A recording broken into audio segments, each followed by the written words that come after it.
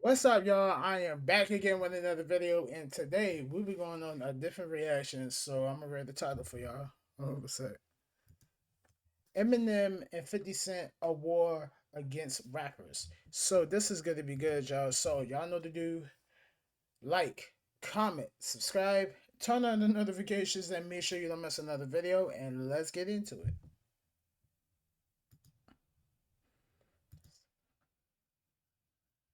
Besides being mentor and mentee, Eminem and 50 Cent are best friends. They have backed each other up in various situations, including award ceremonies and feuds. Speaking of feuds, 50 and Eminem are some of the most disrespectful rappers ever. I hate to stir it up, but Afrojack has been talking shit about you. Anything you want to say?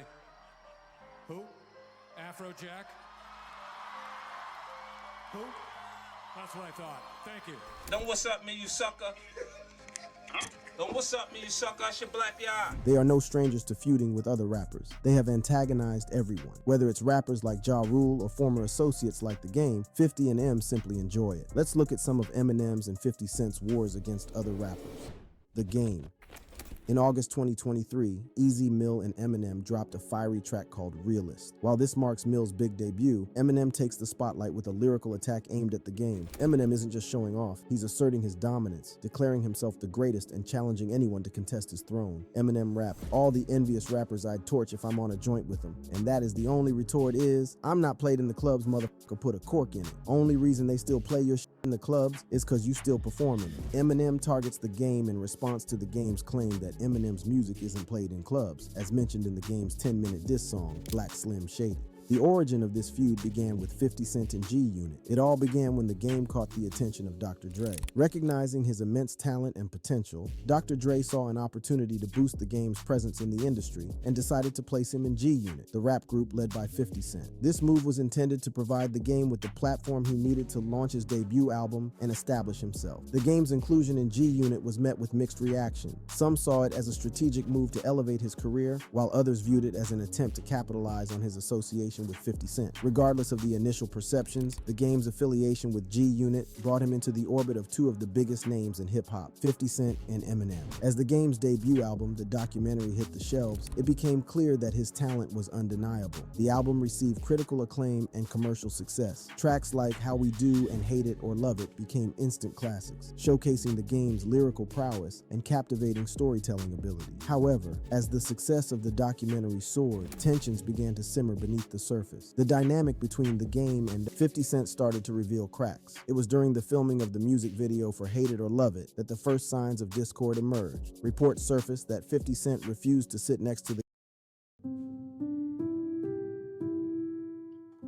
His only crime was being born into a The Game in a car during the shoot, sparking rumors of a growing rift between the two artists. While the exact reason for this disagreement remains unclear, it marked the beginning of a series of conflicts that would escalate over time. Despite the tensions on set, the music video for Hate It or Love It was released to critical acclaim. The turning point came during a radio interview when 50 Cent publicly announced that The Game was no longer a part of G-Unit. Following the radio interview, tensions reached a boiling point when The Game attempted to enter the radio station building. A scuffle broke out, and amidst the chaos, shots were fired. In the aftermath of the shooting, both sides attempted to downplay the incident and diffuse the tension. A public reconciliation was announced in March 2005, with both The Game and 50 Cent expressing their desire to lay their beef to rest. However, the peace treaty was short-lived. The Game's departure from G-Unit was met with criticism from the group, who questioned his street credibility and loyalty. This criticism fueled The Game's determination to prove himself and defend his reputation. He took to the studio and released a scathing diss track titled 300 Bars and Running, igniting a firestorm of diss tracks between him and 50 Cent. The feud between The Game and 50 Cent quickly escalated, with each artist releasing a barrage of diss tracks aimed at tearing down the other. The rap industry was captivated by the lyrical warfare as fans took sides in the conflict. In 2006, The Game expressed a desire to reconcile with 50 Cent, extending an olive branch in an attempt to mend their fractured relationship. However, 50 Cent remained silent, refusing to engage in any form of reconciliation. The intensity of the conflict was unparalleled, unparalleled, with over 100 diss tracks fueling the fire and keeping the feud alive. In 2010, the game reached out to 50 Cent on Twitter, publicly asking him to end the feud and put an end to the animosity between them. However, his plea fell on deaf ears, as there was no response from 50 Cent. Despite the lack of response from 50 Cent, the game continued to pursue peace and put an end to the ongoing conflict. However, his efforts were met with resistance as 50 Cent reignited the beef.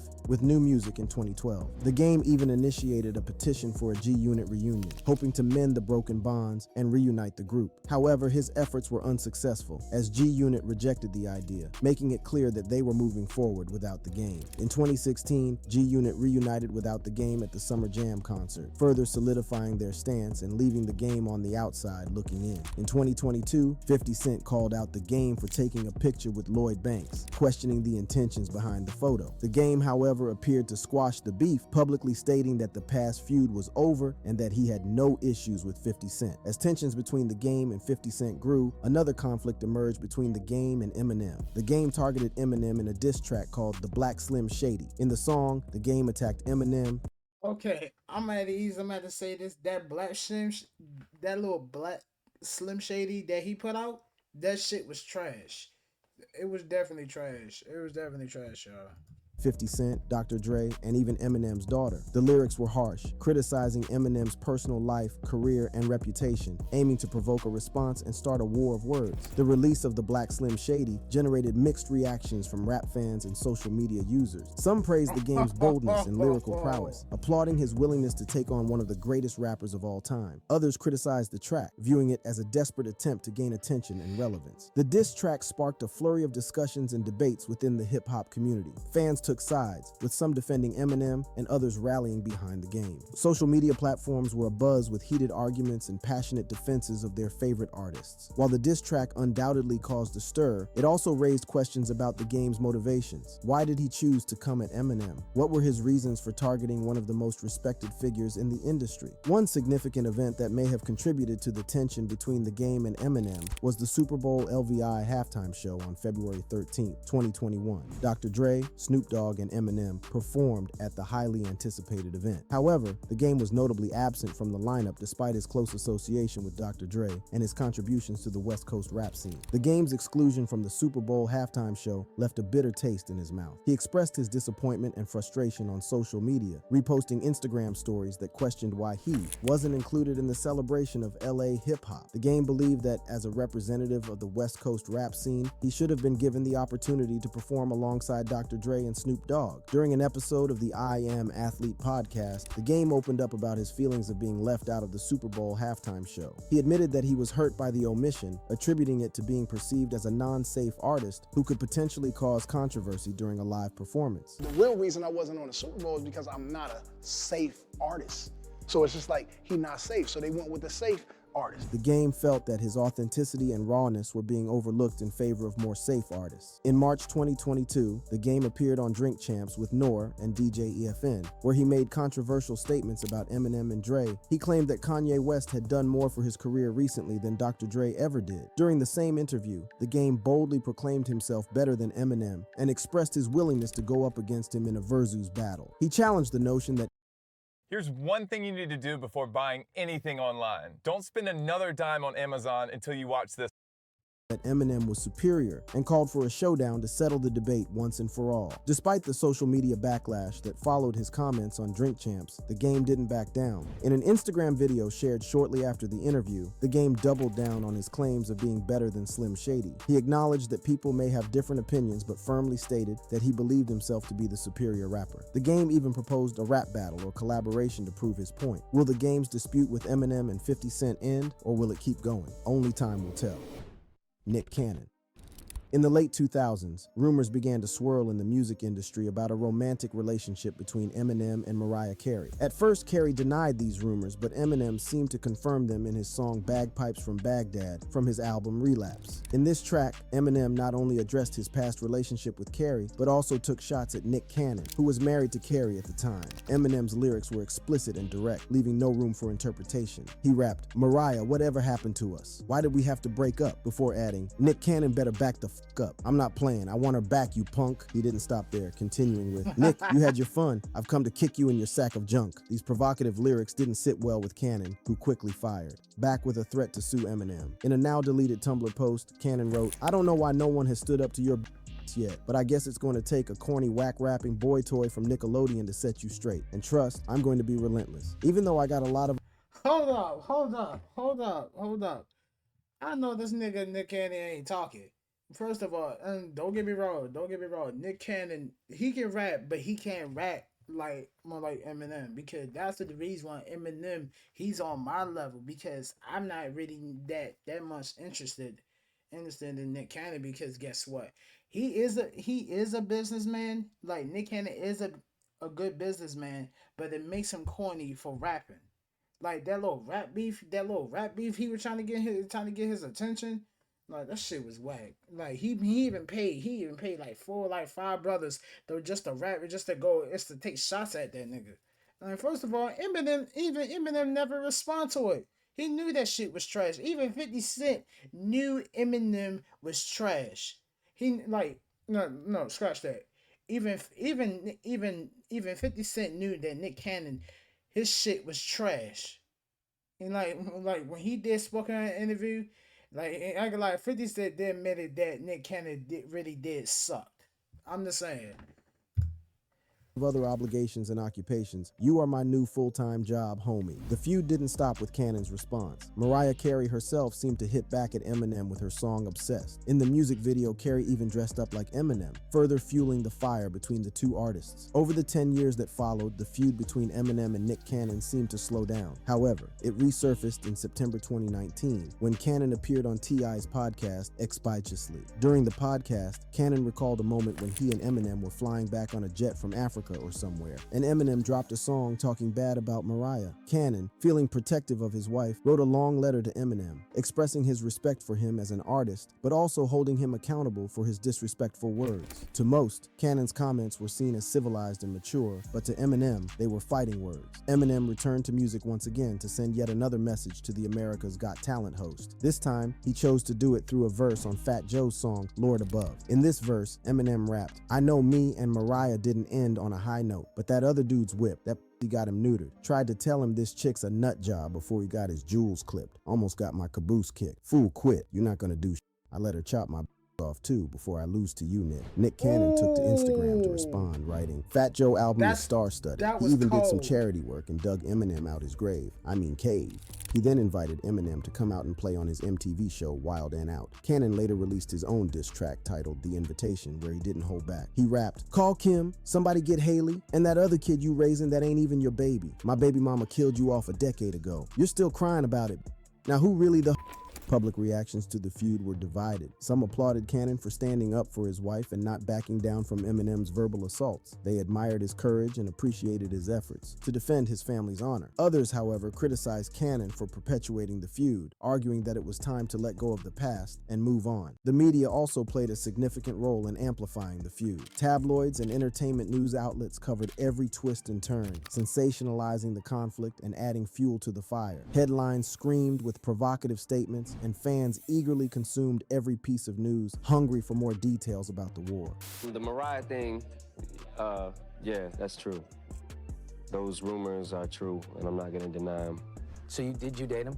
No. Can I just clarify that I did not have a physical relationship with him? I did not have an intimate relationship. I've been with less men than I can, than on one hand. So he's not one of those men. But amidst the chaos, there were those who called for peace and reconciliation. Some fans expressed their desire to see Eminem and Nick Cannon bury the hatchet and focus on their music rather than engaging in a never-ending feud. They hoped for a resolution that would bring an end to the animosity and allow the artist to move forward. However, it seemed that the feud had taken on a life of its own. Both Eminem and Cannon continued to exchange jabs using their music and social media platform. The war spilled spilled over into other aspects of their lives, with Cannon sampling controversial songs from Eminem's past in an attempt to tarnish his reputation. In recent times, the feud between Eminem, 50 Cent, and Nick Cannon seems to have subsided, at least publicly. The intense back and forth between the artists has become less frequent, and they are now focusing on other things. However, fans and industry insiders are still curious about the status of their feud. Even though the public may think the conflict has calmed down, some believe that there's still underlying tension between the artists. Their history of clashes and personal attacks suggests that there might be unresolved issues that could flare up again.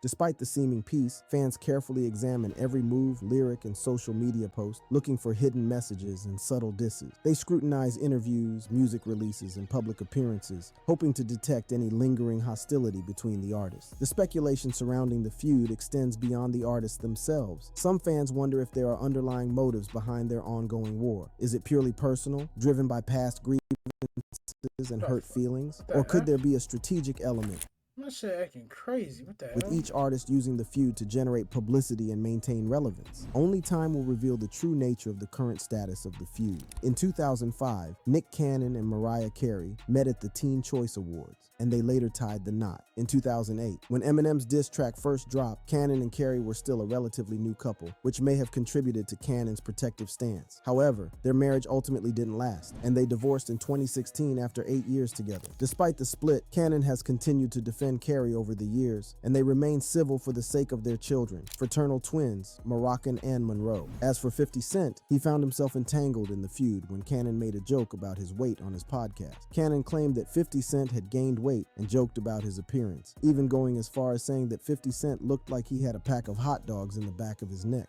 He is fat. He looks like he got a pack of hot dogs in the back of his neck. While 50 Cent seemed unfazed by the comments at first, he took a jab at Nick Cannon in an Instagram post. In the post, 50 Cent shared a message about relying on God, suggesting that success isn't based on luck. He added a caption warning people like Nick Cannon who are using him for their marketing campaign. 50 Cent said, "If your marketing campaign is, say something about 50. You're not gonna make it. Have a nice day." However, this wasn't the first time 50 came at Nick. In an interview on The Breakfast Club in 2020, 50 Cent discussed Nick Cannon's feud with Eminem. 50 Cent mentioned that Eminem thrives in a battle format and gets comfortable when challenged. The conversation also touched on Cannon's song "Used to Look Up to You," which 50 Cent clarified was aimed at him, not Eminem. 50 expressed that he finds Cannon's rap skills lacking and referred to him as legendary corny from the beginning. The consensus among the hosts was that they didn't understand why Cannon is so passionate about rapping, with 50 Cent straightforwardly stating, "You suck, bro." In a recent interview with Forbes' Brian J. Roberts, 50 Cent expressed confusion about why Nick Cannon has 12 kids. As 50 talked about regretting buying a big house for himself, he suggested that a smaller home would be enough for him. He remarked that Nick Cannon and his many kids might have liked the big house. In the end, the current status of the feud between Eminem and Nick Cannon remains a subject of speculation and debate. Will they ever find common ground and put their differences aside? Or will the war continue to smolder, ready to ignite at any moment? Only time will tell if this ongoing beef will ever truly be resolved. Ja Rule. In the late 1990s, the feud between 50 Cent and Ja Rule began with a series of shocking events that set the stage for years of animosity and rivalry. It all started in 1999 when Ja Rule was robbed at gunpoint while shooting a music video. One of 50 Cent's affiliates allegedly stole Ja Rule's chain during the incident. According to 50 Cent, Ja Rule later encountered both of them at a club and displayed a cold attitude towards him. However, Ja Rule denies seeing them together, although he confirmed the robbery took place. He claims that their beef stems from 50 Cent feeling snubbed by Murder Inc., Ja Rule's record label, during a shoot for his single Murder for Life. In the same year, 50 Cent retaliated with a diss track titled Life's on the Line. This track, aimed directly at Ja Rule and Murder Inc., was released as part of 50 Cent's shelved debut studio album, Power of the Dollar. Unfortunately, the album never saw the light of day and was overshadowed by Ja Rule's highly successful debut album, Veni Vedi Veci, which sold millions of units. The tensions between 50 Cent and Ja Rule escalated further in 2000 when the two two rappers found themselves booked to perform at the same Atlanta nightclub. What was supposed to be a night of music turned into a verbal altercation, which quickly turned physical. The feud took a dangerous turn later in 2000 when 50 Cent's G-Unit crew crossed paths with Murder Inc. at the Hit Factory Studios in New York City. Ja Rule allegedly received a tip-off that 50 Cent was recording there and decided to pay him a visit. The encounter turned violent, and 50 Cent ended up being stabbed by Murder Inc. rapper Black Child. This incident further fueled the animosity between the two camps and solidified their status as sworn enemies. These shocking events between 1999 and 2002 set the stage for the intense and long-lasting feud between 50 Cent and Ja Rule. In 2002, 50 Cent released his first hit single, Wanksta. This track, which was said to be inspired by Ja Rule, became 50 Cent's breakthrough hit, peaking at number 13 on the Billboard chart. The success of Wanksta solidified 50 Cent's position in the rap game and further intensified the rivalry between him and Ja Rule. However, in the same year, 50 Cent faced a credibility challenge when Irv Gotti, a prominent figure in Murder Inc., accused him of filing an order of protection against him and Ja Rule. This allegation put 50 Cent's image on the line, as it suggested that he was seeking legal protection from his rivals. 50 Cent. After you work out, you can feel worn out. Reach for core. Cent denied the accusation, and it did not impact his reputation. It later emerged that an order of protection had indeed been issued, but it was filed on behalf of 50 Cent by the police, not against him. The years 2002 and 2003 witnessed a heated exchange of diss tracks between 50 Cent and Ja Rule. Both artists took shots at each other through their music, with 50 Cent releasing tracks like I Smell Back Down and Hail Mary. The latter track specifically targeted Ja Rule's alleged obsession with Tupac. In response, Ja Rule fired back with tracks like Loose Change and Guess Who Shot Ya. This back and forth exchange of diss tracks further intensified the feud and kept fans eagerly awaiting each new release. 50 Cent and Ja Rule continued to make headlines and stir controversy between 2007 and 2019. In 2007, Ja Rule accused 50 Cent of copying his style. During an interview with Angie Martinez on Hot 97, Ja Rule suggested that 50 Cent's musical style became influenced by him after signing with Shady Records. This accusation insinuated that 50 Cent lacked originality. In 2013, Ja Rule made a surprising statement during an interview. He admitted that he felt 50 Cent had ultimately won the beef between them. However, in the same year, an unexpected incident occurred that seemed to suggest a potential truce between the two rappers.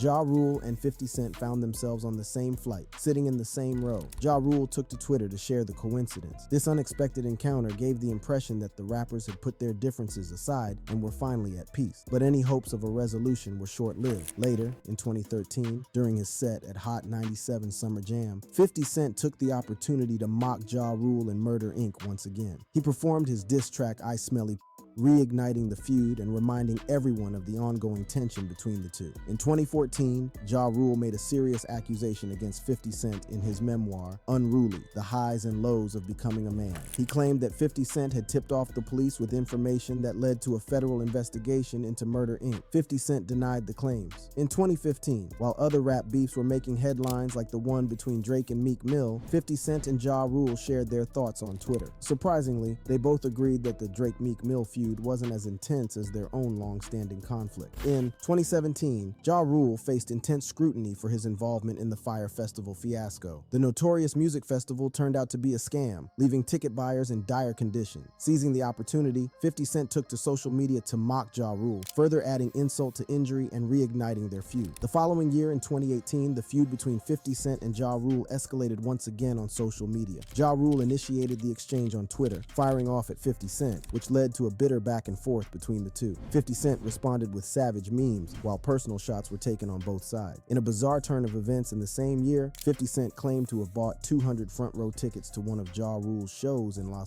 Angeles. Yo, look, I'm gonna ease and I'm gonna have to say this. Ja Rule and 50 Cent, these niggas have been beefing with each other for years. Like, and I'm gonna say this to you. 50 Cent and Ja Rule, they will never ever be friends. They was born from the same side of the Jamaican Queens. And I'm gonna say this too. They will never speak. And I'm gonna say this. I know how these niggas is. They will never, ever, ever be friends. Period. Straight up. These niggas come at each other's throats. Like, they need to leave each other alone, man. Cause no man, y'all grown men. Y'all got kids. Leave that shit on about other beside. And I'm gonna say this too. And I'm gonna say this in hip hop. if you get into some real shit, if you got kids you gotta feed and you gotta focus on putting out new projects or getting signed with new sneaker deals and all that type of shit, put that shit on the other side and leave that shit alone and focus on your career. You know what I'm saying? Like, I wouldn't take that shit seriously. Las Vegas. He intended to ensure that there would be a significant number of empty seats. 50 Cent even went as far as photoshopping an image of himself sitting in the supposedly empty seats. In 2019, Ja Rule took a shot at 50 Cent over his friendship with Tekashi 6ix9ine, who had been involved in legal troubles and was accused of snitching while in jail. Ja Rule compared Tekashi 6ix9ine to 50 Cent, labeling them both as rats. Eminem did enter the fray at some point. However, unlike Eminem's typical feuds, where he disses his opponents directly in his songs, the feud with Ja Rule started indirectly. Because of connections with 50 Cent, Ja Rule ended up targeting Eminem. In the song Loose Change, Ja Rule attacked Eminem by mentioning his family, including his mom, Kim, and daughter. He rapped, "Em, you claim your mother's a crackhead, and Kim is a known slut. So what's Haley gonna be when she grows up?" In response to insulting remarks about his family, Em quickly fought back with diss tracks like Haley's Revenge and a remix of Tupac's Hail Mary featuring 50 and Busta Rhymes. This sparked a series of diss tracks, including Ja Rule's Clapback and Eminem's Go to Sleep. In 2004, Eminem, tired of the ongoing feud, released a track stating that his record label had won and he was done with the beef. He considered it pointless, unprofitable, and childish. By the mid-2000s, it seemed that Ja Rule was depending on 50 Cent and Eminem to stay relevant. In an interview, Ja Rule suggested ending the feud but later contradicted himself, emphasizing that he and 50 Cent were sworn enemies, making their feud one of the longest in hip-hop history. Joe Budden. In hip-hop, tensions can build up and eventually erupt, and that's exactly what happened between Eminem and Joe Budden. The seeds of their feud were planted during their time together as label mates on Shady Records. Back in 2011, Slaughterhouse, the rap supergroup consisting of Joe Budden, Royce da 5'9", Joel Ortiz, and Crooked One, signed to Eminem's Shady Records. It was a move met with cautious optimism by fans, hoping that Slaughterhouse would finally receive the recognition they deserved. As the group worked on their major label debut album, Welcome to Our House, tensions began to rise. Eminem, as the executive producer of the album, had a different vision for Slaughterhouse that didn't match the group's original style. The raw and lyrical approach that fans enjoyed seemed to be changing to a more commercial sound with catchy hooks. Most people have no clue that in 2023, the best way to make money on Amazon is not. For Joe Budden, who had built a loyal cult following through his independent grind and prolific mixtape run, this shift in direction was a bitter pill to swallow. He believed that Slaughterhouse could thrive as an indie festival monster without the need to conform to Eminem's formula for success. The clash of creative visions became a point of contention between Joe and Eminem. On his podcast, Joe Budden didn't hold back his frustrations. He expressed his belief that the group could have achieved greater success without Eminem's involvement. In his eyes, they were better than him, and they could have created a powerful brand on their own terms. But it wasn't just the creative direction that caused tension. Joe also criticized the beats provided by Eminem for the album, calling them horrible and not suitable for Slaughterhouse. He felt that Eminem and his manager Paul Rosenberg mismanaged the group's brand and tried to force M's formula onto them, leading to their downfall. The tensions between Eminem and Joe Budden reached a boiling point, and it was only a matter of time before the feud escalated into a full-blown war. It all started with Eminem's album, Kamikaze, where he took shots at various rappers, including Joe Budden. Machine Gun Kelly responded with his diss track Rap Devil, and other artists like Die Antwoord and Lil Yachty also had their own responses. But it was Joe Budden who took it to another level. Using his podcast as a platform, Joe unleashed a heated tirade against Eminem, targeting his character, business acumen, relevance, and musical aptitude. It was clear that Joe's response came from a deeper, more personal place. He didn't hold back in expressing his disdain for Eminem and his belief that the rapper's influence had hindered Slaughterhouse's success, but the feud didn't stop there. KXNG Crooked, once part of Slaughterhouse, explained the deeper problems between Joe Budden and Eminem. During an Instagram live session, Crooked shared that Joe had been upset with Eminem, especially regarding how he handled or didn't handle Slaughterhouse. This new information added more complexity to their feud. Joe's criticism of Eminem's album Revival further fueled the fire. Many believe that Eminem's lyrics about reaction videos in his song Chloroseptic were directed at Joe Budden, intensifying the beef. The situation continued to escalate when Bizarre of D12 called out Joe for his criticism of Eminem's album, leading Joe to respond with a physical threat against him. As the feud gained momentum, 50 Cent joined in on the feud. He posted a photo of Joe Budden on Instagram, suggesting that he had an whooping coming. With 50 Cent now involved, the war between Eminem, Joe Budden, and 50 Cent became even more intense. In 2018, Eminem had an exclusive interview with Sway that got fans buzzing. They mainly talked about Eminem's recent albums, the controversial Revival from 2017, and the surprise release Kamikaze. The conversation got especially interesting at the end when Eminem discussed his conflicts with Machine Gun Kelly and Joe Budden. Me and Joe Budden aren't, we're not friends like that. We didn't go to the same high school, you know what I'm saying? I get that part. But when I'm out here flying around to different places and doing interviews and trying to use my platform to pump up Slaughterhouse every chance I get, and you're using your platform to try to trash me, that's kind of the attitude I took to this whole album, Kamikaze. It's like, okay, what if I gave everyone my opinion about them? Eminem talked about the demise of the group and their unreleased Glass House project. He mentioned that they had enough songs for a full album, but the members couldn't agree on which tracks to include. For the most part, it wasn't a complete picture because everybody wasn't on the same page of what their favorite songs were. So I thought they were going to go back home, regroup, and try to make a few more songs. I didn't hear anything from that, and at that point, I started getting really deep into Revival. M talked about the criticism Slaughterhouse faced for their 2012 album, Welcome to Our House. Many people didn't like it because it was too polished, and that's why he was hesitant to be part of it during the recording. We left the ball in their court. I didn't want to touch it other than give my opinion on songs. We gave them another album, and the next thing I know, I hear Joe talking about who got that money, who got what money. I don't know if I made a dime off of Slaughterhouse. I don't care if I made nothing. I believed in them. In the rap game, sometimes you need a mentor, sometimes you need a best friend, and sometimes you just need a killer rhyme to shut down the haters. Eminem and 50 Cent, they've got all three. If you enjoyed this video, click on the card showing on your screen right now for more videos. Damn. These niggas on some crazy ass shit. Look, I'm gonna be honest with y'all about this part. Like 50 Cent and Eminem, they've been knowing each other for a very long time. And I'm gonna say that 50 Cent and Eminem, they will always will be my two favorite guys. And I don't care how old they are. And I'm gonna say this to you, these motherfuckers, man, they been going through some lot of shit between the music, between it's difficult. Because when you out there and you hear like a new artist and you trying to get somebody signed, like it's always about negativity, it's about drama and all that type of shit. These motherfuckers, they will be playing with each other. So anyway, I want to thank y'all guys for watching this video. Y'all know to do like, comment, subscribe, turn on the notifications, and make sure you don't miss another video. I will see you guys in the next time video. Peace.